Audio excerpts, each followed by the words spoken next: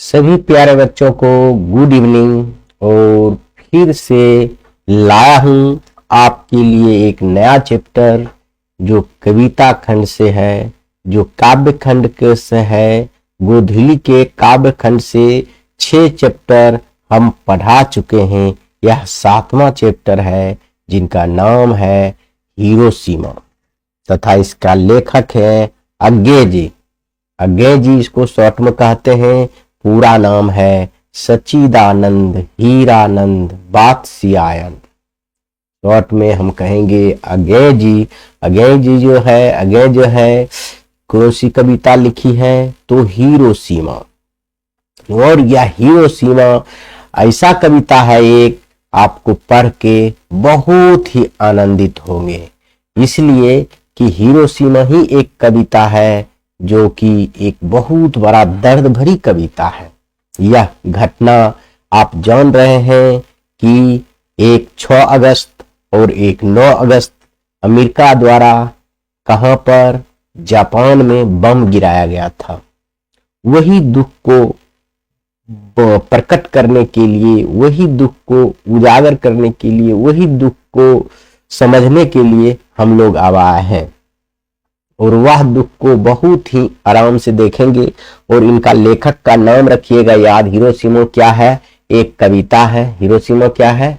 एक कविता है। इनकी लेखक आप समझ गए होंगे, अज्ञेय जी है। इनका जन्म 7 मार्च 1911 ईस्वी को कुशीनगर उत्तर प्रदेश में हुआ। इनका जन्म कुशीनगर उत्तर प्रदेश में हुआ और 4 अप्रैल 1987 ईस्वी को इनकी मृत्यु हो गई। 1987 ईस्वी को इनकी मृत्यु हो गई। 1911 ईस्वी में इनका जन्म हुआ। इनके पिता का नाम है डॉक्टर हीरानंद शास्त्री और माता का नाम है बयंती देवी। अज्ञेय जी का प्रारंभिक शिक्षा लखनऊ में घर से हुई है। प्रारंभिक शिक्षा कहाँ हुई? घर से हुई। उन्होंने मैट्रिक की परीक्षा 1925 ईस्वी में पंजाब विश्वविद्यालय से पंजाब विश्वविद्यालय से क्या मैट्रिक को परीक्षा कहाँ दिया है? पंजाब विश्वविद्यालय से। इंटर 1927 ईस्वी में मद्रास क्रिश्चियन कॉलेज से। और बीएससी जो है 1929 ईस्वी में फॉरेन कॉलेज लाहौर से। और एमए अंग्रेजी लाहौर से किया है। एमए जो है अंग्रेजी में किए हैं लाहौर से किए हैं। इनकी तो हो गया। आप देखिए शिक्षा, पहला शिक्षा ग्रामीण शिक्षा मतलब प्रारंभिक शिक्षा 1 से 5, 1 से 8 तक इन्होंने अपने घर पर रख कर की है। उसके बाद मैट्रिक 25 में, इंटर जो है 27 में और बीए जो है 29 में इनका फॉरेन कॉलेज लाहौर से। और एमए जो है फॉरेन कॉलेज लाहौर से और एमए भी लाहौर से किए हैं इंग्लिश से। समझ गए? यह उनकी तो शिक्षा दीक्षा हो गई। और इनके बारे में अब हम लोग देखेंगे क्या क्या इनका रचना है। और उसके बाद हम देखें, आप तो पहले से जान रहे हैं, हम पहले क्या देखते हैं, कविता का नाम, उसके बाद की कविता जो है किसने लिखे हैं, उनका कवि का नाम और कवि के बारे में पूरा परिचय। उसके बाद कविता को समझते हैं, उसके बाद सब्जेक्टिव, उसके बाद ऑब्जेक्टिव, सारा 1 वीडियो में क्लियर कराते हैं। जैसा कि प्ले लिस्ट बना हुआ, प्ले लिस्ट में जो बच्चा नहीं देखे हैं जाकर पुनः देख सकते हैं। सारा डॉट क्लियर होता है। एक भी क्वेश्चन आपका बुक से नहीं छूटेगा। बुक क्या, परीक्षा में इससे भी ज्यादा नहीं आएगा। 5 नंबर 2 नंबर वाला सब हल हो जाएगा। आगे आइए, इसकी प्रमुख रचना देख लेंगे। प्रमुख रचना में है, देखिए, भाग्यदूत, भग्नदूत। कौन है? भग्नदूत। चिंता, इत्सलम, हरी घास पर, क्षण भर, बावरा, अहेरी, आंगन के पार द्वार, सदा निरा। ये तो बहुत इंपॉर्टेंट है। सदा निरा किसकी रचना है? तो अज्ञेय साहब का, अज्ञेय का रचना है। आदि कहानी में जैसे देखिएगा, बीप थगा जयदोल, ए तेरी प्रतिरूप, छोड़ा हुआ रास्ता, लौटती पग डंडियां। आदि उपन्यास में देखेंगे तो शेखर एक जीवनी, नदी के द्वीप, अपने अजनबी, यात्रा साहित्य, अरे यायावर रहेगा याद, एक बूंद साहस उछली। यह सब उनकी रचनाएं हैं। और देखिए, और इसमें इसका रचनाएं हैं जो कि आपका हम इसमें नहीं दिया हुआ है, थोड़ा बता दे रहे हैं, आप याद रखेंगे। जैसे इनका जो है मृत्यु हम बता दिए 87 में, और इनका रचना की बात करें तो उन्हें जो है विजिटिंग क्या कहते हैं, देश विदेश में, देश और विदेश दोनों में इनको जो है न कौंची रखा गया है, विजिटिंग प्रोफेसर भी रहे हैं, विजिटिंग प्रोफेसर के पद पर भी काम के, प्रोफेसर के पद पर रहे हैं। विजिटिंग प्रोफेसर मतलब होता है कि तत्कालिक प्रोफेसर, मतलब 1-2 दिन के लिए गए और वहां पढ़ाकर आ गए, वैसा पद प्रोफेसर भी रह चुके हैं। इनको सॉरी दोस्तों, इनको स्वर्णमाला अनेक आदि पुरस्कार मिला है, इनके स्वर्णमाला भी पुरस्कार दिया गया है। इनको जो है बहुत सा रचना पर बहुत ही अच्छा क्या कहते हैं, इनको पुरस्कार भी दिया गया है।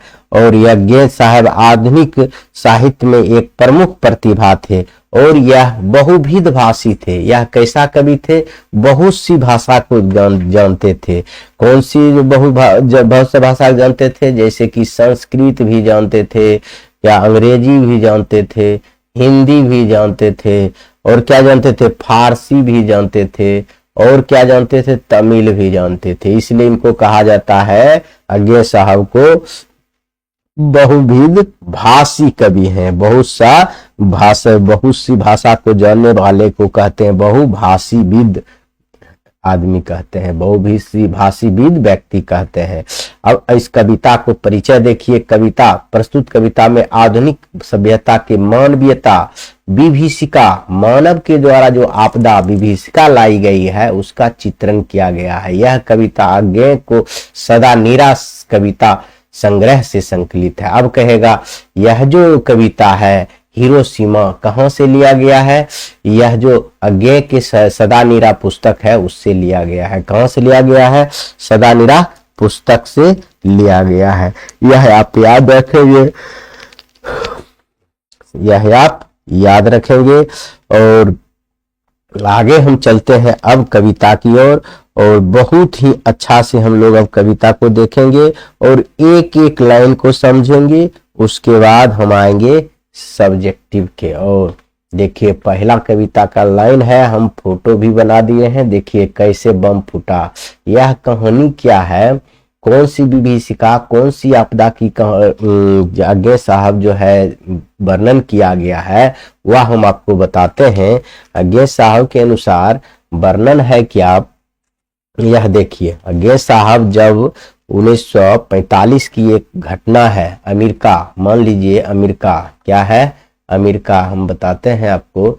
इधर अमेरिका है, यहाँ जापान है, जापान यह शहर है, यह अमेरिका शहर है। यहाँ से जापान के हिरोशिमा नामक एक शहर है, बहुत अच्छा शहर है। यहाँ पर 6 अगस्त 1945 को 8:30 बजे के लगभग इन्होंने एक बम गिराया और यहाँ यह भयानक हादसा हुआ कि कहिए मत। यही मानवीय विभीषिका के बारे में हम लोग पढ़ेंगे। और दूसरा बम 9 अगस्त को गिराया गया था नागासाकी पर, वह भी जापान में है। समझ गए। अब इसके यही में क्या दुख है वह बयान करना चाह रही है। जैसे पहला है लाइन, एक दिन सहसा सूरज, कह रहा है एक दिन सहसा सूरज निकला। सहसा मतलब सुबह सूरज निकला। एक दिन सुबह सूरज निकला, सूरज तो रोज निकलता है, लेकिन कह रहा है एक दिन एक सहसा सूरज निकला, यानी एक दिन सुबह सूरज निकला। अरे क्षितिज पर नहीं, अरे जो पूरब से में उगता है पश्चिम में डूबता है उसे क्षितिज पर कहा जाता है, लेकिन कह रहा है यह क्षितिज पर नहीं, नगर के चौक पर, मतलब शहर के चौक पर निकला। और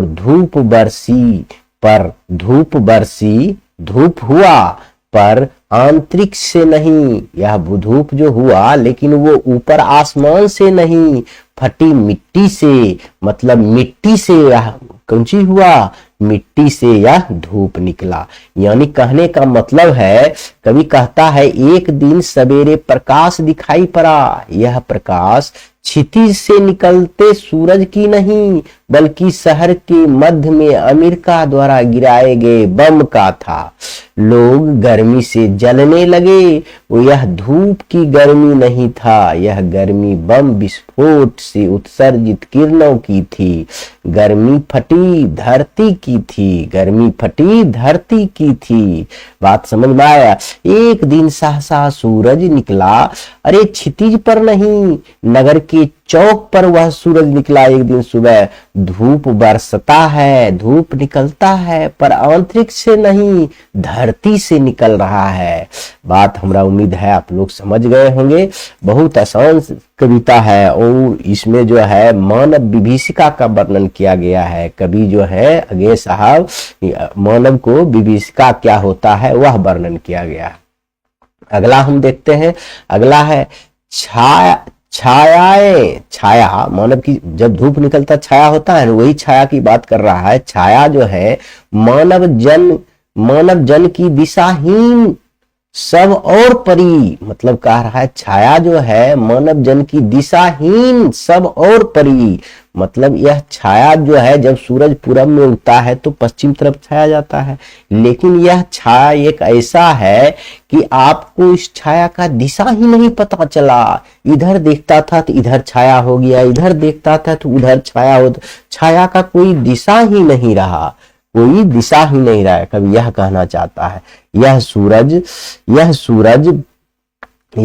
क्या है? देखिए यह सूरज नहीं उगा था पूरब में। क्या कह रहा है? यह सूरज नहीं उगा था पूरब में, वह वर्षा सहसा, मतलब सुबह बीचों बीच नगर के, वह वर्षा सुबह बीचों बीच नगर के, काल सूर्य के रथ के पहिए के ज्यों अरे टूट कर बिखर गए हो देश दसों दिशा में। मतलब कह रहा है जैसे लग रहा है काल सूरज के रथ, सूरज के काल जो है सूरज के रथ के पहिए के ज्यों और टूट कर बिखर गए हो सदो दसों दिशा में। दसों मतलब दसों दिशा में। सूरज जो है सूर्य का रथ के पहिया ज्यों और अरे टूट कर बिखर गया है सभी दिशा में। इनका कहने का मतलब यह है, क्या कहता है कवि जी? मनुष्य की छायाएं दिशाहीन हो गई, प्रकाश छिटने लगा, लेकिन यह प्रकाश सूर्य की नहीं बल्कि मानव के नृशंसता का है, नृशंसता का था, जिसमें मानवता झुलस रही थी। कवि कहता है कि यह नगर के मध्य में मृत्यु रूपी सूरज के टूटे हुए अरे का प्रकाश है, अरे का प्रकाश है, अरे क्या प्रकाश है। अतः बम फटते ही विध्वंसक पदार्थ मौत बनकर सभी दशाओं में दसों दशाओं में नाचने लगा। मतलब कह रहा है उस सुबह जैसा लग रहा है सूरज जो है ने मौत बनकर टूट पड़ा और दसों दिशाओं में विध्वंस नामक पदार्थ जो है, विध्वंसक पदार्थ मौत बनकर एकदम इधर उधर मंडरा रहा है, नाचने लगा है। इस पंक्ति का यही अर्थ हुआ है। आगे हम देखते हैं कि लिखा हुआ है कुछ क्षण का वह उदय अस्त केवल एक प्रज्वलित क्षण की। कह रहा है कुछ ही क्षण के लिए वह उदय हुआ और अस्त हो गया, केवल एक प्रज्वलित क्षण की दृश्य सोख लेने वाली दोपहरी फिर। मतलब कह रहा है वह दृश्य सोख लिया है वह सब गर्मी को। मतलब कह रहा है बम गिरने के कुछ क्षण में ही विनाश लीला का दृश्य मंद पड़ने लगा। दोपहर तक सारी लीला समाप्त हो गई, खत्म हो गई। देखिए दोपहरी फिर, मतलब दोपहर तक सारी लीला समाप्त हो गई। अब कह रहा छायाएं मानव जन की नहीं, मिट्टी लंबी हो कर मानव ही सब भाप हो गए। छाए तो अभी लिखी है झुलसी हुई पत्थरों पर, उजरी सड़कों की गज पर। इसका मतलब हुआ मानव शरीर की भाप बनकर वातावरण में मिल गई, परंतु यह दुर्घटना आज भी झुलसे हुए पत्थरों, उजरी हुई सड़कों पर के रूप में निशानी है।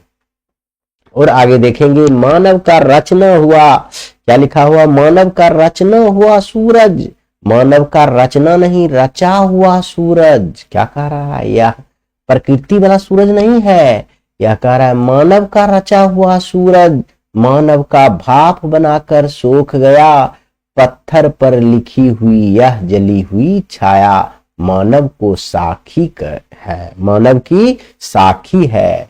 कहने का तात्पर्य है मानव के द्वारा बनाया गया बम मानव को ही भाप में बदलकर मिटा दिया, पत्थर पर लिखी हुई यह जलती छाया अर्थात विकृत रूप मानव के निसंसता का गवाह है, मानव की निसंसता का गवाह है।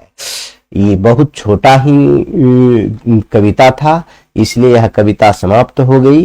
और आगे हम देखते हैं, यहां से क्या देखते हैं, कविता का जो प्रश्न उत्तर है वह देखेंगे। कविता के प्रथम अनुच्छेद में निकलने वाला सूरज क्या है, वह कैसे निकलता है, तो कविता कहता है, देखे हैं नहीं कैसे सूरज निकलता है।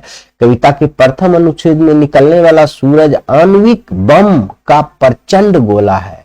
ऐसा प्रतीत होता है कि यह क्षितिज से ना निकलकर धरती फाड़कर निकलता है। बस हो गया। मनुष्य की छायाएं कहां और क्यों पड़ी हुई है, तो अब मनुष्य की छायाएं हिरोशिमा की धरती पर सब और सभी दिशा में, मतलब दिशाहीन होकर पड़ी हुई है। जहां तहां घर की दीवारें पर मनुष्य छायाएं मिलती है। टूटी फूटी सड़कें से लेकर पत्थरों पर छायाएं पर प्राप्त होती है, मतलब सभी जगह छाया जो पड़ रही है बम गिरने के कारण। आगे आइए, हिरोशिमा में मनुष्य की सखी के रूप में क्या है, मनुष्य के सखी के रूप में क्या है, तो कहेंगे आज भी हिरोशिमा में साक्षी, सखी मतलब साक्षी, साक्षी के रूप में क्या है, सखी कहिए या साक्षी कहिए, क्या होगा, साक्षी। तो साक्षी के रूप में अर्थात प्रणाम के रूप में, अर्थात प्रमाण के रूप में, साक्षी कहिए या प्रमाण, प्रणाम नहीं, प्रमाण मतलब प्रूफ के रूप में।